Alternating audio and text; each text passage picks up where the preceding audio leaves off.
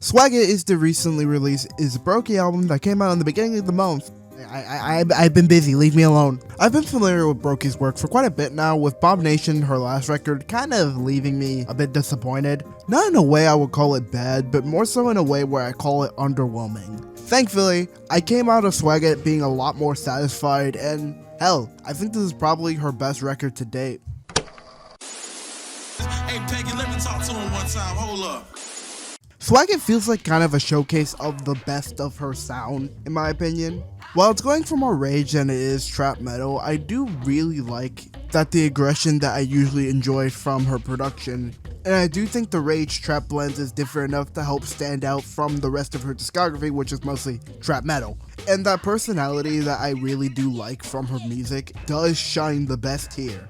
One of the more obvious points is her skits. The album literally starts with her firing her manager and selling all her music to a guy named DJ Unfuckable With. How can you not like that? That's funny. Also, every time I hear DJ Unfuckable's With voice, I always imagine it as Professor K from Jet Set Radio. The name of the album is SWAGGOT. I mean, yeah, but like... My name is DJ Unfuckwittable. Look at the waveform. I suck it. He says, I burned my house down. What should I do now? How should I know, fool?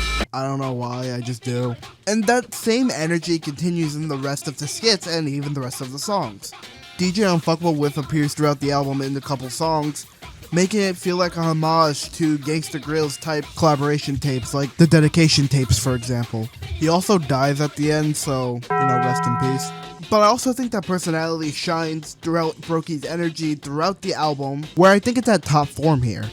So many songs here hit so hard because of her delivery or her wordplay, or fuck, even just the flows. 1 Million Bitches goes so crazy because of all the things I mentioned. She's counting all her 100 bitches in the nastiest ass flows I've heard all year in a beat that goes fucking insane. 48, 49, 50, 51, 52 bullets a drum. 53 bitches in love with my gun. 54 bitches, we halfway done.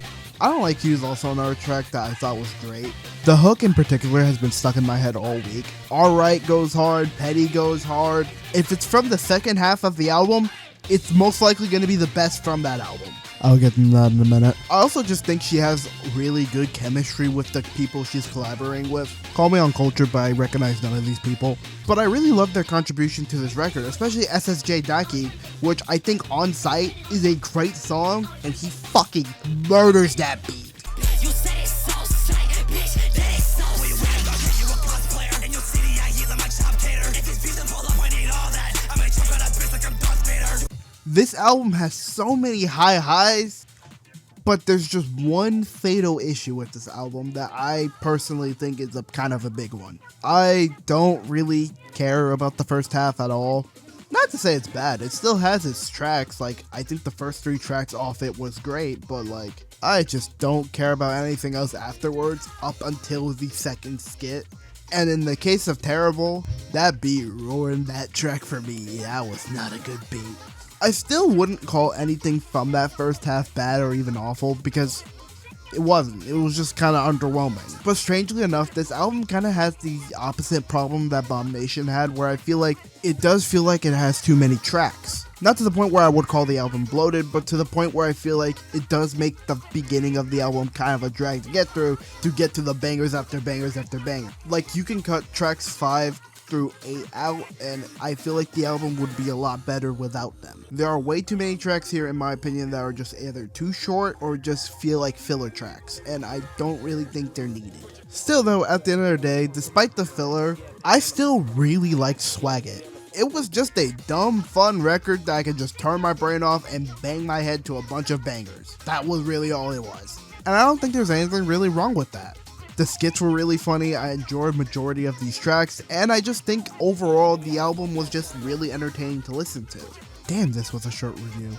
So let's not make it longer by rating SWAGGOT a 7.5 out of 10. Can't wait to see what Brokey does next.